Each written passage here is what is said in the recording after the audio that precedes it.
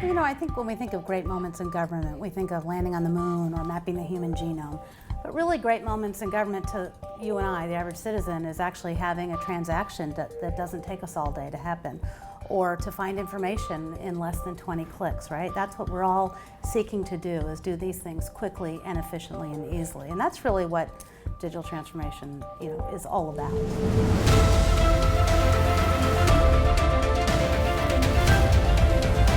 Engaging our industry stakeholders to inform the U.S. federal government on today's most innovative IT solutions.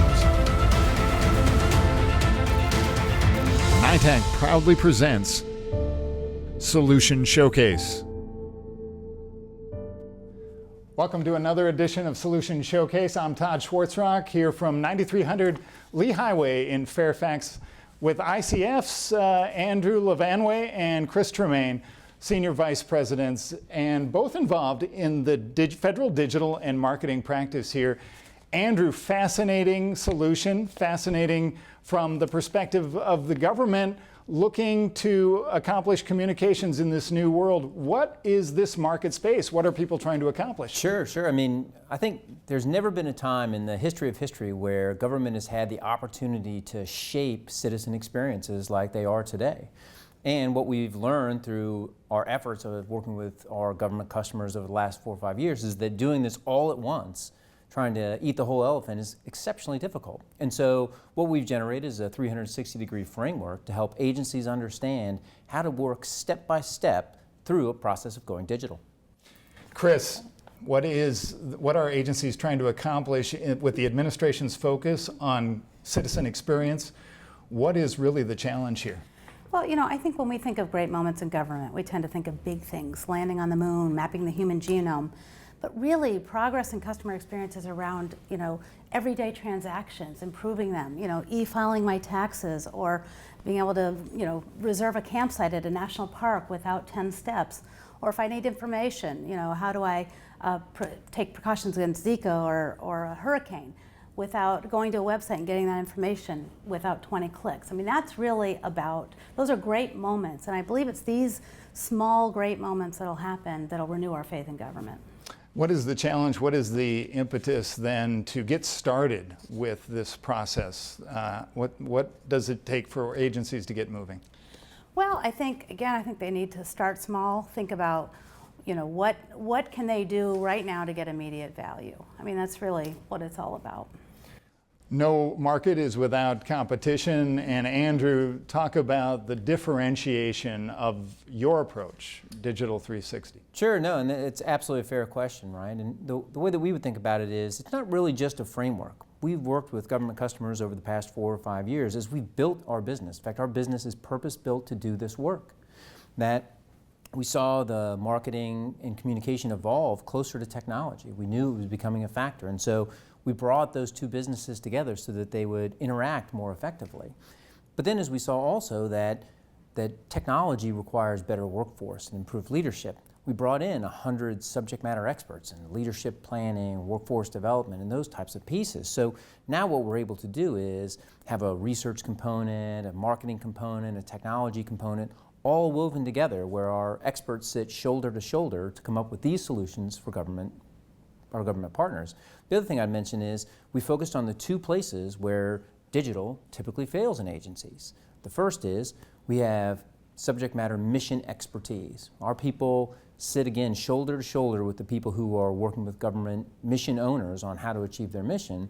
And the second thing is cybersecurity. We brought in our very sizable cybersecurity practice to tackle those 2 challenges to tackle that challenge where we see it, right? Cybersecurity and privacy.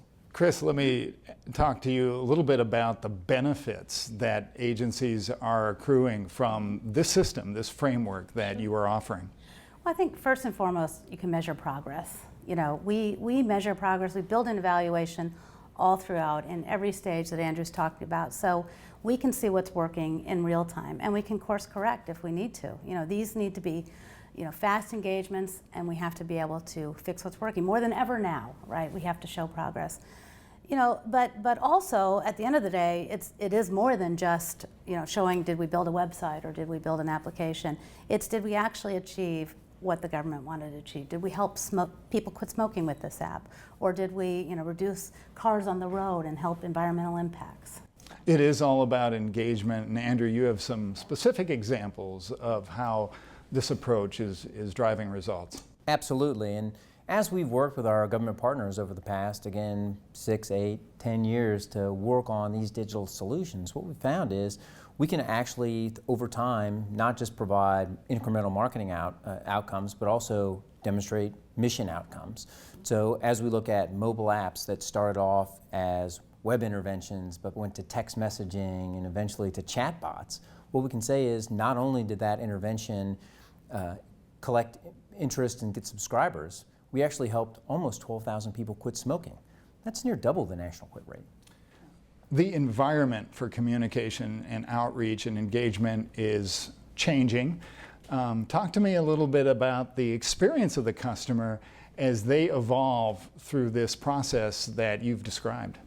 Right, well, everyone talks about how the government citizen experience is somehow lagging behind Amazon, and really never before in, again, the history of the nation have government agencies had this incredible opportunity to shape the citizen experience. And so it's not really that their government is behind, it's really that there is this tremendous opportunity we should be looking to seize. And that as soon as you provide something a little bit better to the customer and the citizen or the stakeholder in this case will be willing and in fact excited to come back to you. Ask the people at recreation.gov. It really is. It is a partnership. And Kris, when agencies are looking at possible solutions for this, what should they look for in a partner? Well, I think scale, capability, and scope are obviously the obvious answers that most partners are going to have. But I think there's a couple other things. I think even if we're not procuring all these services together, I would look for a partner that really does think about this in a framework. They're not just thinking about the technology, but they're thinking about the people side of this equation, because really it's the interplay of those two things that's going to create success. And I think also at the end of the day, your partner has to share the value of your mission and understand what success looks like. I mean, that's really what the secret sauce is. It's the chemistry in many respects. Absolutely, absolutely. Thank you so much. Kris Tremaine, Thank you. Andrew LaVanway of ICF. Thank you for joining us on this program. Absolutely. And that wraps another edition of Solution Showcase for all of us associated with the NITAAC Outreach webcast. And this edition, we'll see you next time on Solution Showcase.